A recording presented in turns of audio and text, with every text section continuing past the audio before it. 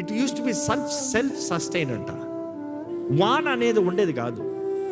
First time వర్షం ఎప్పుడు వచ్చింది? నోవా వరద, అప్పుడే ఫస్ట్ టైం. ఎందుకంటే అంతవరకు మానవుడికి పైనుండి నీళ్ళు వస్తాయిరా అంటే, వర్షం వస్తుందిరా అంటే నవ్వేవాడంట. వర్షమా ఎప్పుడు వినంది ఏంటి, కొత్తగా చూస్తున్నాం, పైనుంచి నీళ్ళు పడతాయంట. ఈరోజు వాన అంటే అందరూ తెలుసు, బట్ తోరాలు చూసినప్పుడు, ఆ స్క్రిప్చర్స్లో చూసినప్పుడు దే హ్యావ్ ఎంఫసైజ్డ్ ఇట్. ఆ రోజు వాళ్ళు అపహాస్యం చేశారంట, ఎవరు నమ్మలేదంట.